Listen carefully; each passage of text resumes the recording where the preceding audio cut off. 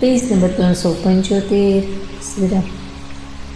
यह सुधि गुह निषद जब पाई, मुदित लिए प्रिय बंधु बोलाई, लिए फल मूल पेट भरी बारा, मिलन चले उहिया हरे शु अपारा। ત્યારે નિષાદરાજ ગુહને આ સમાચાર મળ્યા ત્યારે આનંદિત થઈને તેણે પોતાના પ્રિયજનો અને ભાઈ બંધુઓને બોલાવી લીધા અને ભેટ આપવા માટે ફળ મૂળ લઈને અને એના ભારા કાવડોમાં ભરીને મળવા ચાલ્યા। તેના હૃદયમાં હર્ષનો પાર ન હતો।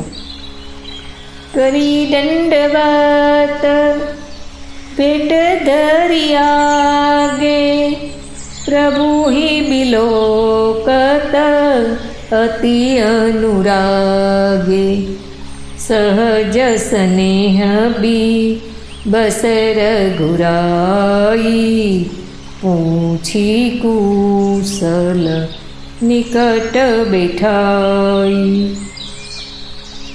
दंडवत करीने भेट सामे मूकीने તે અત્યંત પ્રેમથી પ્રભુને જોવા લાગ્યો। શ્રી રઘુનાથજીએ સ્વાભાવિક સ્નેહને વશ થઈને એને પોતાની પાસે બેસાડીને કુશળ ક્ષેમ પૂછ્યા। નાથ કુશલ પદ પંકજ દેખે, ભયઉ ભગવા જન જન લેખે, देवधरनी धनु दामु तुम्हारा, मैं जनु नीचू सहित परिवारा। નિષાદરાજે ઉત્તર આપ્યો, હે ના, આપના ચરણ કમળના દર્શનથી જ સર્વે કુશળ છે। આજે હું ભાગ્યવાન પુરુષોની ગણતરીમાં આવી ગયો। હે દેવ, આ પૃથ્વી ધન અને ઘર બધું આપનું છે। હું તો પરિવાર સહિત આપનો તુચ્છ સેવક છું। કૃપા કરી પૂરણ તારી અપાવું, થાપીય જનુ સબુ લોગુ સિયાવું, કહેવું સત્ય સબુ સખા સુજાના, મોહી દીન પિતુ આયસુઆના। હવે કૃપા કરીને પૂરમાં પધારો અને આ દાસની પ્રતિષ્ઠા વધારો, જેથી દરેક જણ જોઈએ કે આનું પણ શું ભાગ્ય છે। શ્રી રામચંદ્રજીએ કહ્યું કે હે સુજ્ઞ સખા, આપે જે કંઈ કહ્યું તે સર્વ સત્ય છે, પરંતુ પિતાજીએ મને બીજી જ આજ્ઞા આપી છે।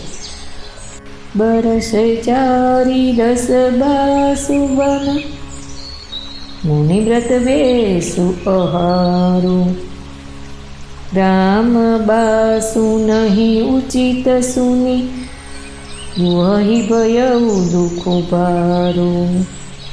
મારે 14 વર્ષ સુધી મુનિઓના વ્રત અને વેશ ધારણ કરીને અને મુનિઓને યોગ્ય આહાર કરીને વનમાં જ વસવાનું છે।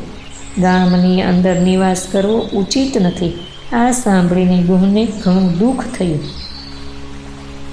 રામ લખન સિંહ રૂપ નિહારી, કહી સપ્રેમ ગ્રામ નર નારી, તે પિતુ માતુ કહ સખી કેસે, जिन पठये बन बालक ऐसे।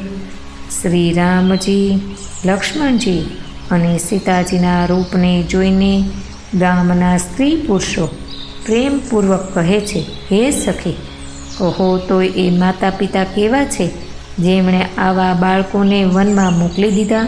અસ્તુ।